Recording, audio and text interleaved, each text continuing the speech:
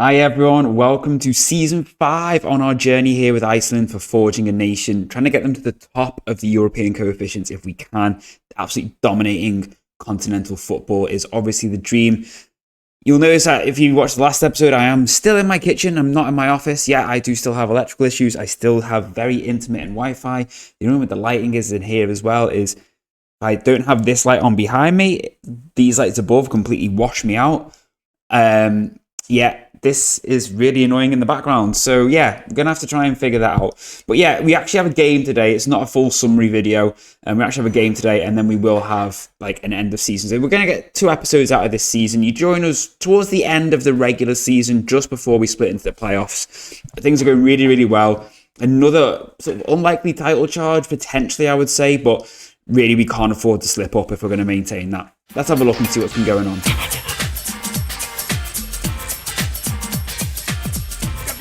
Everyone, this is as good a light balance as I'm going to get today, unfortunately. Very annoying, but what can we do?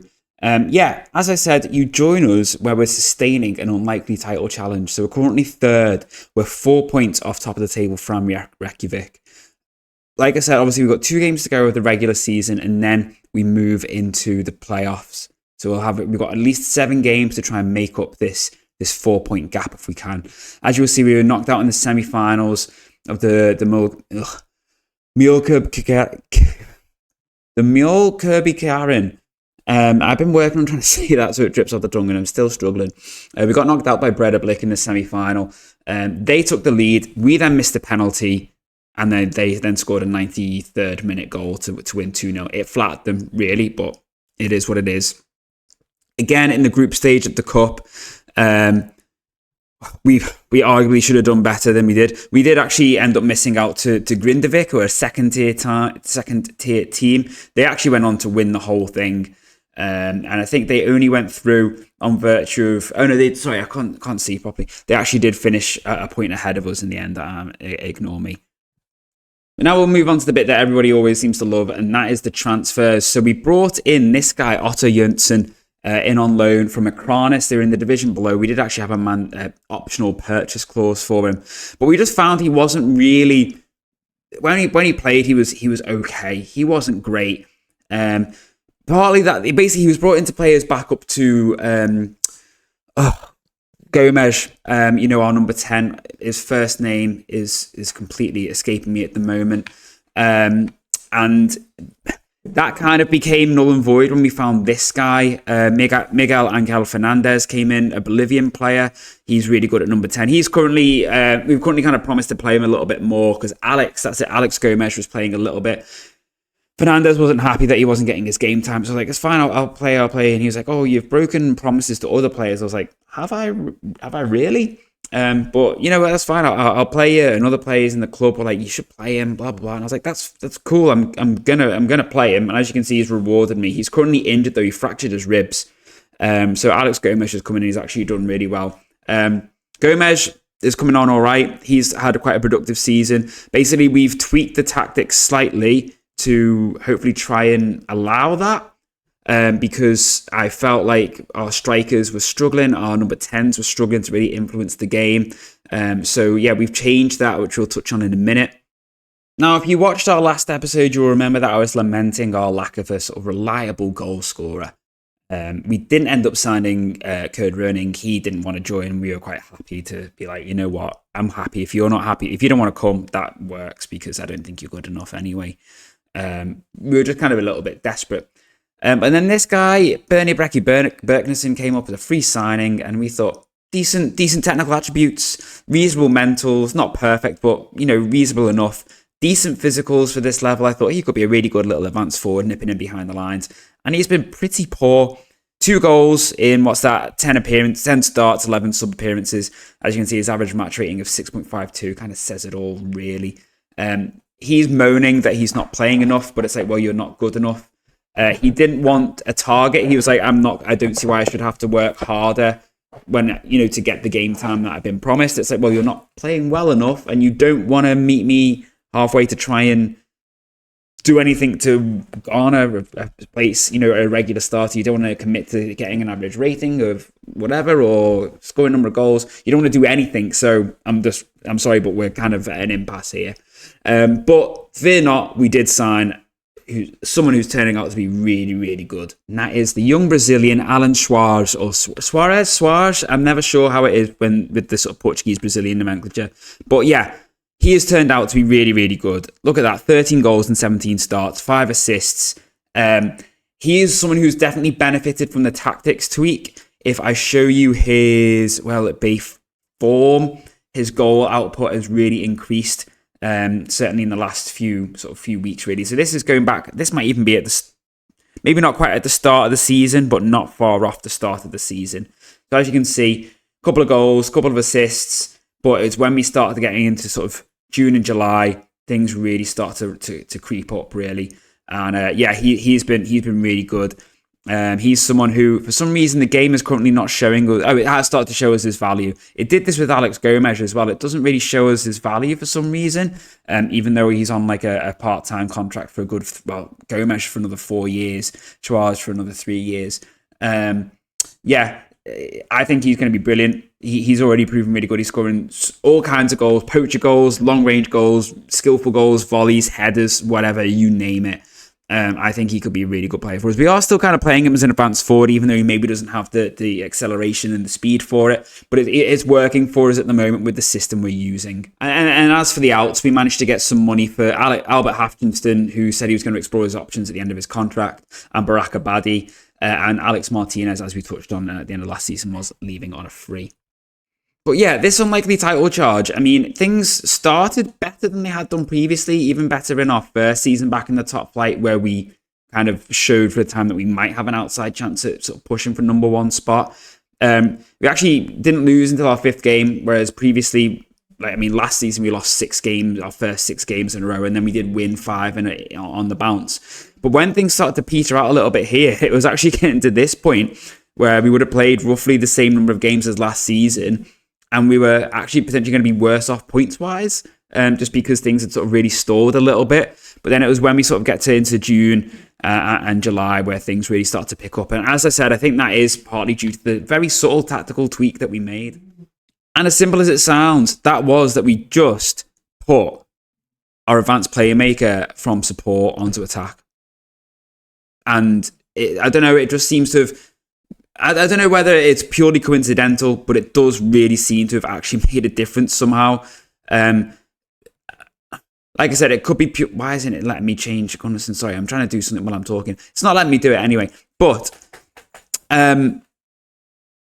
it's well, like I said, it might be purely coincidence, but it's worked because we have started performing so much better. And yeah, we're going to go into our game today, by the way, everyone, which is this Fram Reykjavik game. Vikinga Reykjavik, sorry. Fram are the team are at top who we're trying to catch.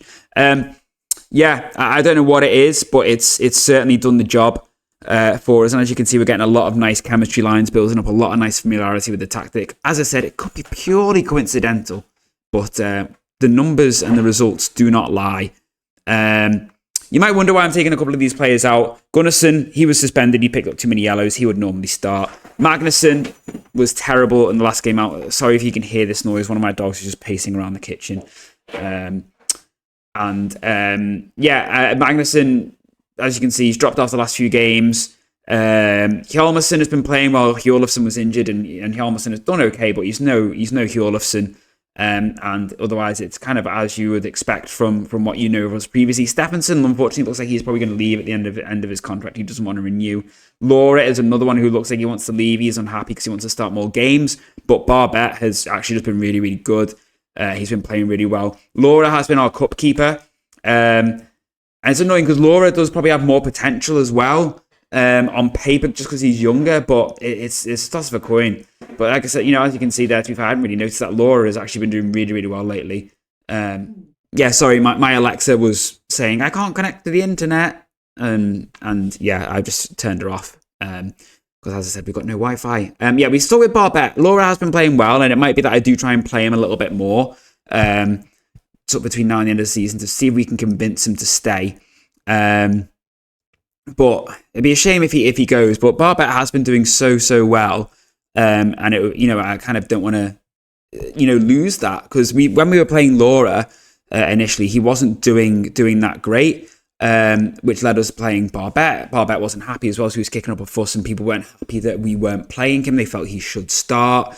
So that's kind of why we ended up playing Barbet, and no one's really been that bothered about Laura not playing. And then Barbet's kind of played himself into staying in the team because he has done so well. So that's kind of where we're at with him. It's one of them, really. I feel like we're stuck between a rock and a hard place in some ways with what to do with the keepers. Because as I said, I do think that Laura has the potential to go quite far in terms of goalkeeping wise. He does seem a really good potential keeper, but equally he is also foreign. So if we play him, we're kind of limited as to playing like Gomez and Suarez and Jvetkovic, for example, because he counts as a foreign player with him being Serbian. I think they're currently outside the EU. I think he does anyway, because we're currently at our max 3, and we've got Suarez, Gomez, and then Jvetkovic. Everyone else is Serbian or Norwegian in this case, or French. And I've just seen that we've gone 1-0 up because I think, is it Kervison who scored? Who we put in for Magnussen after Magnussen's rotten few days in front of goal. I kind of missed that then. I was too busy chatting. Yeah, did Gomez play it back to Kervison, who drilled it past the keeper? Lovely stuff. And that will mean we'll actually go up to second, admittedly, with a game more played over Grutte and Fram. Siggy Johnson, our young left back, he's just turned 18, is coming on nicely. He's basically become our number 1 left back, and he is developing well enough for us. And I see no reason to change that. And he'll either average out and he'll just stay as a reliable left back for us, or someone will take him off us and hopefully get a bit of money out of him. And that's kind of the stage we're at the moment, because the club's finances are terrible. As we said last time, they've taken out more loans, and we are getting crippled for that financially. Our monthly losses are even bigger now than they were before then.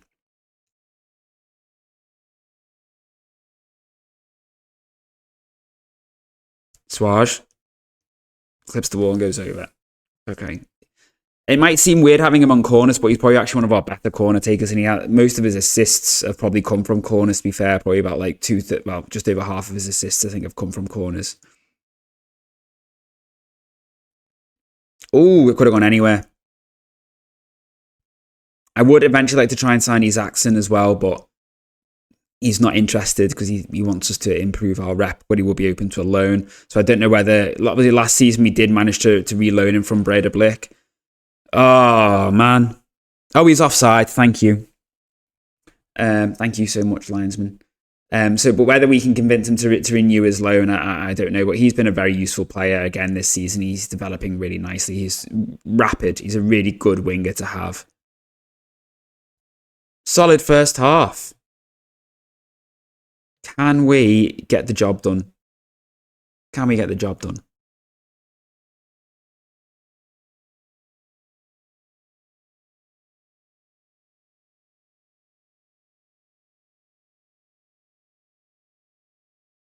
So yeah, I will. I'll bring it back towards the end of the playoff, if that's okay with everyone. Maybe like the last game or two. Just even if the title challenge whimpers and sort of flops out, I'll still bring it back just to try and update you. Like I said, this setup isn't ideal. It's not what we've kind of been doing recently, but it serves a purpose. We can get this video out. We have to put up with the noise of the dogs and stuff like that, and the sort of slightly dodgy lighting, and it's a lot colder in here as well than it is in my office. But hey ho, we can do something. If that's all we can complain about, we're doing pretty well.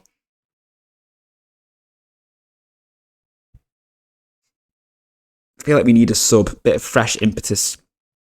I might well bring on Bragason, actually. He has done okay this season as Bragason. I might stick him on anchor just because he's obviously a bit more comfortable playing that than he is as a DM for now. And it might just give us that little bit of security just as we're sort of getting into the final half an hour. If we've just got someone holding that position in front of defence, hopefully it will make us a little bit less susceptible to counters. Schwarz heads it over. He really should have scored that. That was a golden chance. It was a great ball from Kerrison. He's been a frustrating player because he's moaned about game time, and then when we played him, he's been awful. But sort of recently, he's sort of been turned into quite a good impact player. He sort of delivered when we've brought him off the bench, or if we've started him because Magnusson or Isaksen's been, injured or suspended or unavailable for whatever reason. He's turned into a sort of a decent option for us. And I think we will make some additional changes. Speaking of tired legs, Isaksen can come off. Kerrison is more comfortable playing that role than Magnusson. And I'm going to take off Suarez. We're going to give Bergnesson a chance to do something. And we've still got 2 subs and 1 stoppage left, with 15 minutes to go. Here's Gomez. Pings it out to Magnusson. That's a brilliant ball. Bergnesson isn't going to get to that. That cross wasn't good enough. One thing I have actually found worked quite well in the last couple of games is actually having short passing and really high tempo. We've just sort of pinged the ball around really, really nice. And because we've got some good technical players now, like Gomez and Cvetkovic and Fernandez, they can handle that higher tempo. And they're in roles where we can sort of punish teams as a result of that. Like, they've just got a little bit more technical ability close over, say, some of the opponents that we come up against. And that passing can really help open teams up and create space and create opportunities for us. So it might seem a bit weird doing it towards the end of the game, but I'm hopeful tired legs from Vikinga, and we can maybe punish them for that. Or bring on Gunnlaugsson for Stephenson, and he'll just come on and be a bit more defensive. He's another player, a young player came through our youth intake, and we've just been blooding him a little bit more, giving him a bit more game time. I think he's 18, 19 now. Solid enough right back option, all close. And I don't really expect anything more from him. It might be that if Stephenson leaves and we can't replace him, that Gunnlaugsson actually ends up becoming our first choice right back, which might be a little bit of a downgrade. Mentally, he's probably better than Stephenson. Just technically, he's maybe a little bit lacking. But we'll see what happens. Stephenson might turn around and say, actually, you know what, I'm going to stay. But he's currently exploring his options. And when does that ever happen? That's poor. Cvetkovic just playing a bit of a loose pass there. It's not like him. He's usually very reliable on the ball. I honestly thought that was going to be a penalty because I see some really, really soft penalties get given. Like some which look like perfectly clean tackles. Great save, bar bet. Yeah, some which look like perfectly clean tackles. We'll drop the tempo down because I think that's probably why Cvetkovic gave the ball away, let's be honest. Yeah, some which look like really nice, legit, good, and it's a penalty. And then I've seen some where I'm like, oh, well, if some of the others are penalties, that's got to be one. And it never gets given.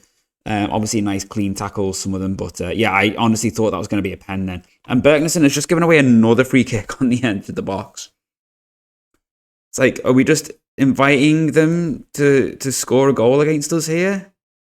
And it's blocked over by the wall from Christofferson. Just focus, everyone. Come on. I mean, let's face it. We know the only real shots that work are encourage, demand more, and occasionally a berate. But I've tried focus a little bit more, and I'm yet to be convinced whether it makes it proper. I mean, obviously, I felt like it's obviously not worked because I keep doing it. This is where you get to when it's 8:45 of an evening. I've had a long day in work. I've not had my dinner yet because I'm waiting for my wife to come home from her dance class. And I just sort of go off on little rambles and chat rubbish. But hopefully, for those of you who've been watching me for a longer time now, this is what you're hopefully used to. And if you're new, I'm sorry, but this is what happens. I'm tired and a bit frazzled. I just end up waffling. And yeah, while we're talking about new viewers, returning viewers, do us a favour, drop a like down below. And if you are a new viewer and you enjoy someone just waffling on, chatting a bit of rubbish while playing a game that you hopefully enjoy because you're watching it as well, and you're interested in how we're going to get on in our Building a Nation Safe here in Iceland, then why not subscribe? And also we're going to get a win here, which is going to be huge if we can see this out. Absolutely huge result. Admittedly, that'll do us. You know what, ref? I don't even care about the free kick. Just blow your whistle. And surely he will. Is it? Yeah, there we are. And admittedly, with other teams yet to play, that puts us a point behind Fram Reykjavik, top of the table, and ahead of Greta on goal difference. And it also puts us 5 points clear of Vikinga as well. When are these other games happening? That is the question. Let's see. Matches, fixtures, and schedules. They are playing tomorrow. Let's see what's going to happen. Oh, it's getting spicy, everyone. So Greta won narrowly, might we add, against Breidablik. They were 3-0 up, and Breidablik nearly pulled it back. Meanwhile, Fram only managed to draw thanks to a very late Christian Kwame equaliser for our rivals. And that's Purni Felai AKUREYRI. Again, if you're Icelandic, let me know if I'm pronouncing these right or if I'm absolutely butchering them. There is a link for Jake Cooper's Discord down below where you can find me and you can educate me on correct pronunciation. And if you watched last episode, you might remember I touched on the blog from, I think it's Cleon from View from the Touchline. That'll be linked again down below. They're doing a Fernando Diniz tactical recreation with Thur. So that currently sees us 3 points now off the top. Obviously, we will have these teams to play again. The game against Fram is going to be huge, obviously, as is the game against Greta. But this could be really spicy, really spicy to finish up with everyone. We haven't got our fixtures for the playoff yet because we've got to finish with this game against our rivals, and hopefully we can get past them after they did just do us a favour. I do just want to finish actually on something which might interest some of you. For anyone who remembers Jari Verscharen of Anderlecht Wonderkid fame, he is currently playing in the second tier of Icelandic football. After Elding were a team we were playing 2 years ago when we were in the second division. And he's done all right since he's been there, as you would expect. Even now on a free. He's got a year left on his deal. These are not, believe me, these are not going to stay up. Hang on. When I looked, they were 10th. I looked about 6-7 games ago and they were 10th. And they've since gone on an absolute mad one. I wonder if Verscharen's helped with that. Verscharen, they've gone on an absolute mad one. They were 10th and looked like they were going down. And obviously since then, let's look at their schedule. Yeah, look at that. Unbeaten since I looked at them with 4 wins out of their last 4. Fair play to them. Verscharen pen. Verscharen goal. Fair play. They pulled it round. Pen there. All right. Well, I want to try and sign him because I think he'll be brilliant for us. He is far too good for them. No offense after Elding, but he would be far too good for them, I reckon. So we will try and poach him on a free next year because we are not going to be able to sign him because, like I said, our finances are terrible. The club took out a loan of 4 mil at the end of the last year and we're already back to 2.2 mil in debt because of this. Obviously, if we can get European football, humongous for the finances, absolutely humongous. And then obviously we'll move into the new stadium at the end of next season. Once the finances are better, I can finally finish my coaching badges because we're still only Continental B and we've definitely got the scope to, I think, get 2 more. Then we've got an A and a Pro to go maybe. And then we can also finally start at the staffing situation because our coaching staff is below par, really. So, yeah. Thank you so much for watching, everyone. Hopefully next time I see you, I might be a bit further along in my sort of electric situation. Yeah, they've already gone once while I've been recording. So I've just flicked off the fuse switch, which keeps tripping, and so far so good. I'm just sort of trying it every so often, just because I've got no Wi-Fi and, first world problems, but it's nice to be able to keep in touch a bit better without absolutely chomping through my data allowance from Vodafone. But yeah, I will see you all very, very soon. Thank you so much for watching. Thanks for your patience. Take care. Bye for now.